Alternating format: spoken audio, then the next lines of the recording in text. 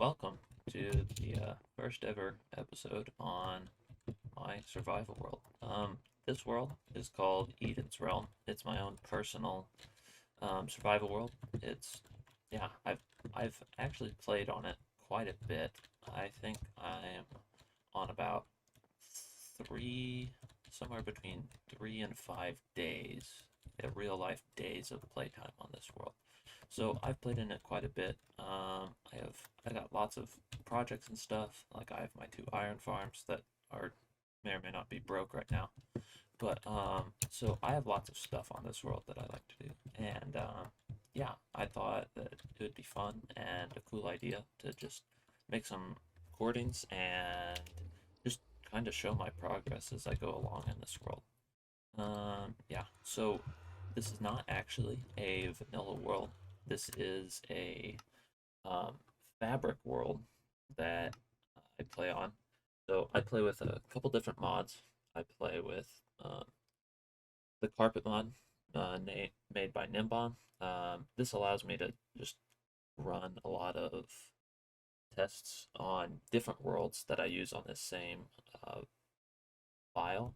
And so while I don't actually use it in my personal world, it's all for creative and other sorts of testing. So it allows me to test various different like farms and stuff faster, and I don't have to wait as long.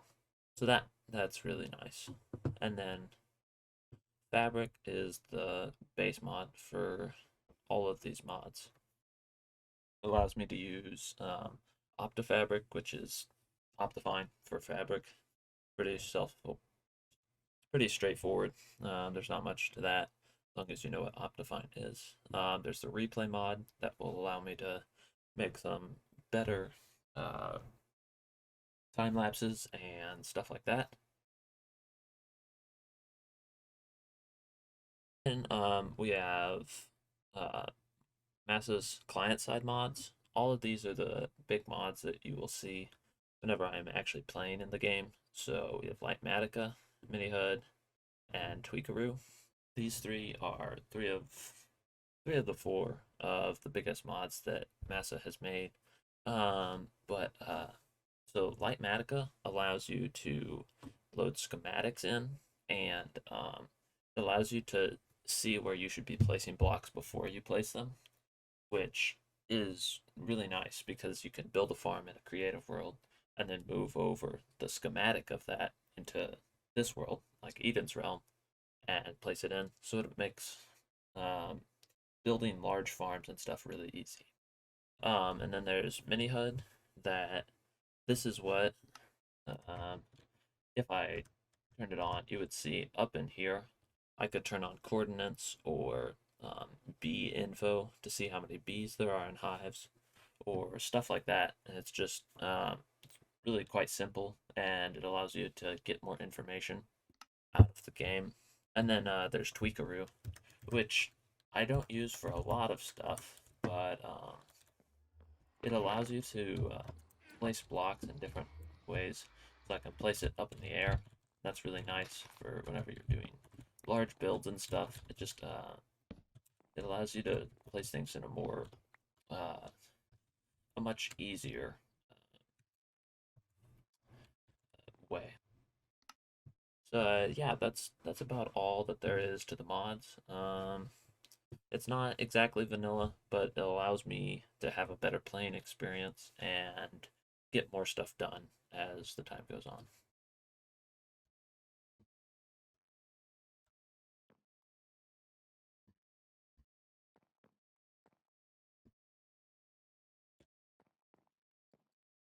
Alrighty, before we dive into what I have going on down those steps, we're going to take a little bit of a short tour of everything that I have done in this world in the last however many months. I started this world right as 117 came out.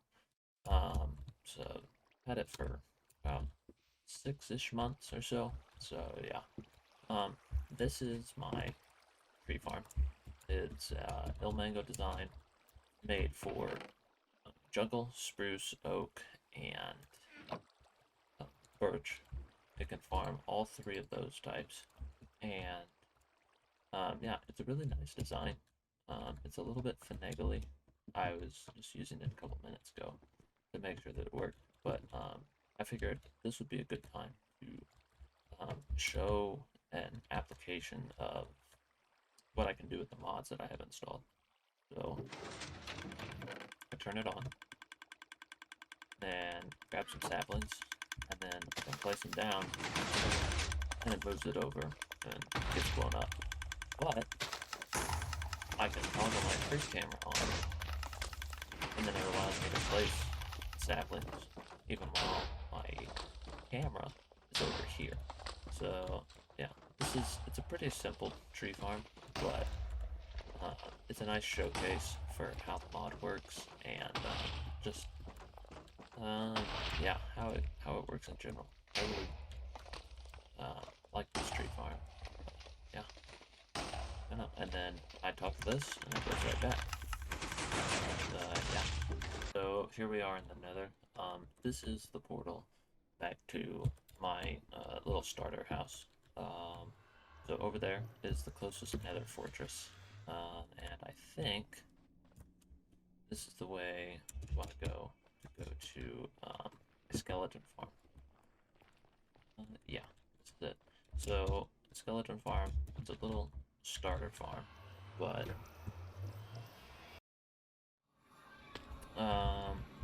I basically started it just so that I could have a way of getting bone meal. I need to make a better bone meal farm soon, but it does look pretty nice. Obviously, it's not completely finished. I have a lot of unfinished projects going on, but yeah, it's allowed me to. It's built me up on bone meal for the entire time that I've been playing, and it works out pretty well. And then the second thing that I have over here, it's right up at the top. Okay, so after this long ride, here we are at the top. Go through, you can see my ice farm over there. It's a mess, it's definitely broken, but so we step through,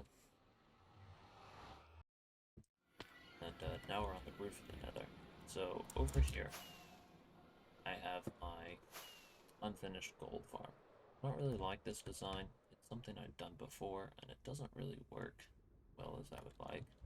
It's kind of just thrown together. It looks like a mess, but I think I'm going to replace it and make it just a gold nugget farm and not a player kill farm, and just have them fall all the way down there and die. But yeah, I don't know. It's kind of a mess, but once again, it's served its purpose and supplied me with enough resources to keep me going. Get enough golden apples from my villagers and stuff like that.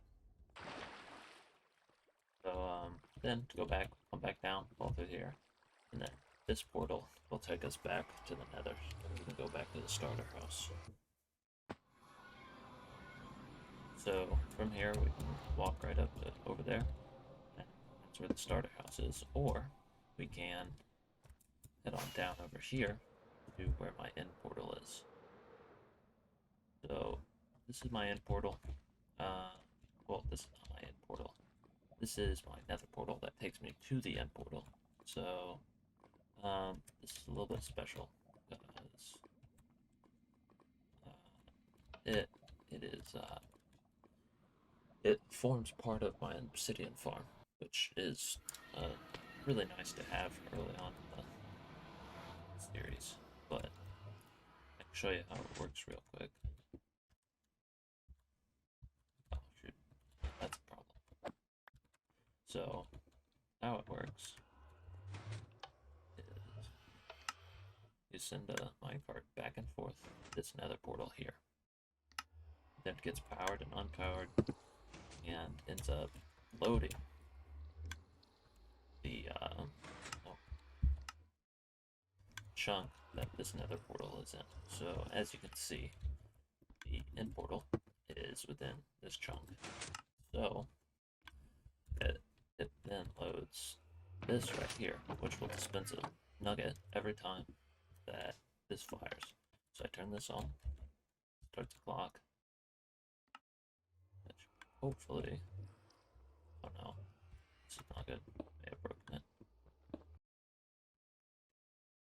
Okay, yeah, so got that figured out real quick.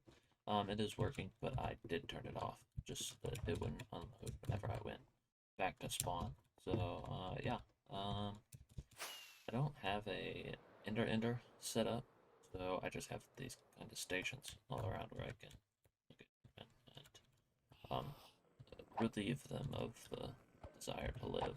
But yeah, that's about it. There's not that much interesting that I have going on in yeah. Let's head on back. Alrighty, we're back here at spawn. Another interesting mod that I have on is this mod right here. It's part of, I think it's mini HUD, I'm not sure, but it allows me to see inside shulker boxes without actually opening them up. It's really convenient, but yeah. Okay, so let's fly on over this way. Right here is the portal to my gunpowder farm.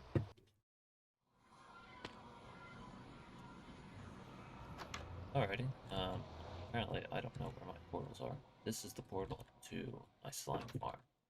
This is it's a pretty big farm. As you can see, it's got quite a bit of stuff incoming. Do I have a bed?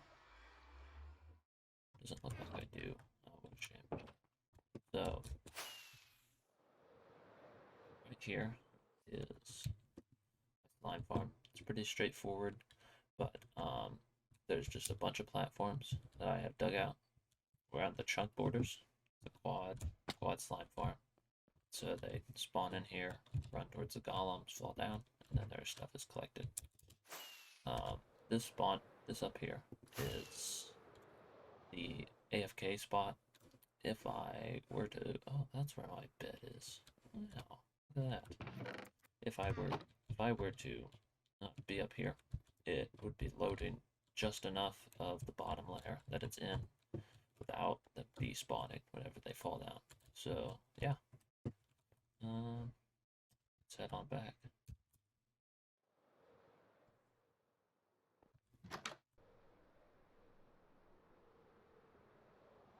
So we fly over here. That's where the end portal is, and then right over here is actually where my powder farm is.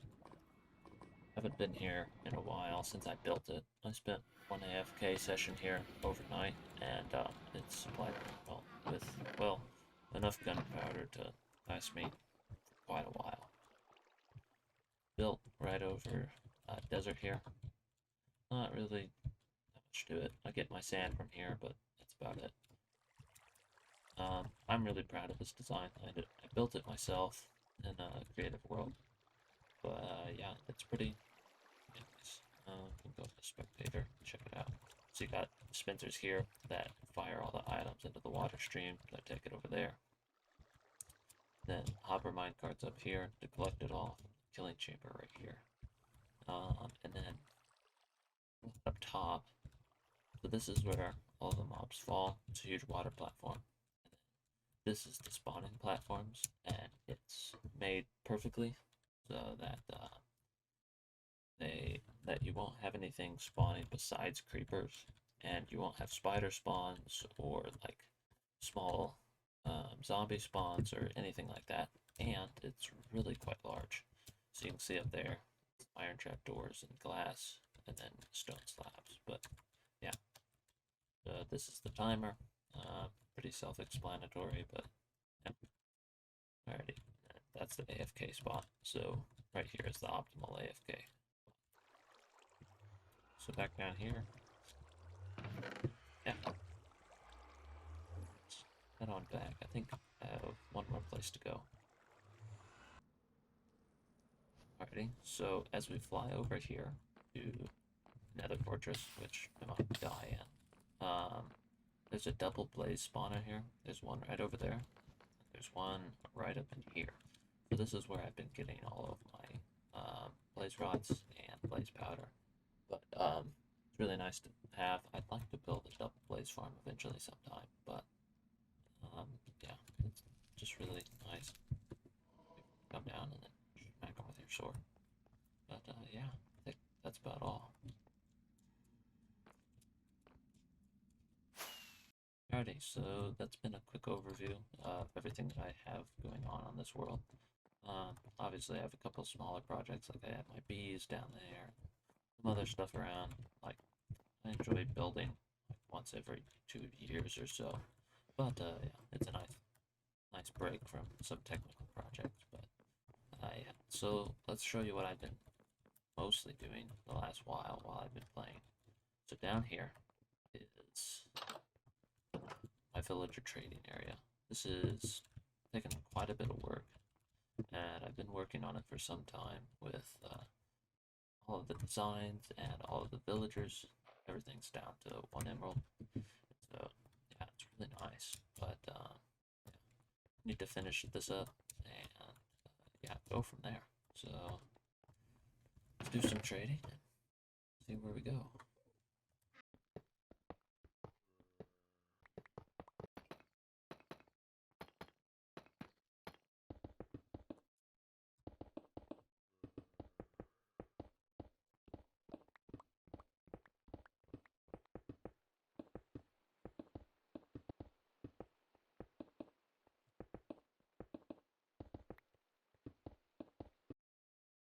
Alrighty, and we are done.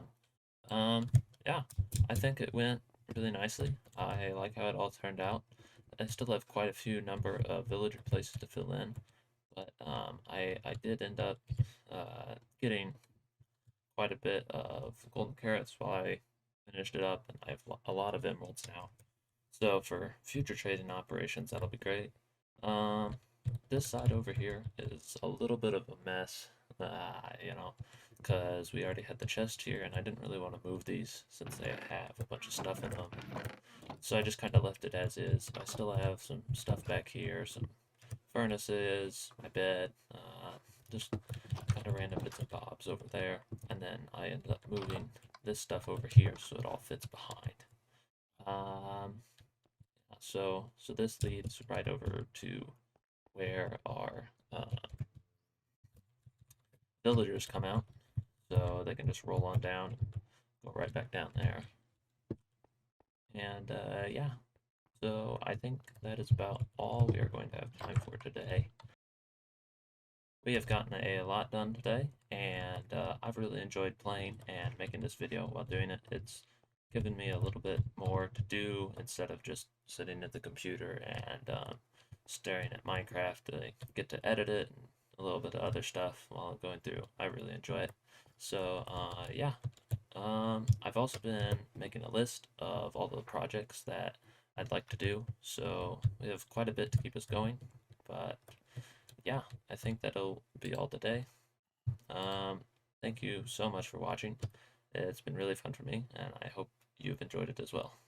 Thanks. Bye bye.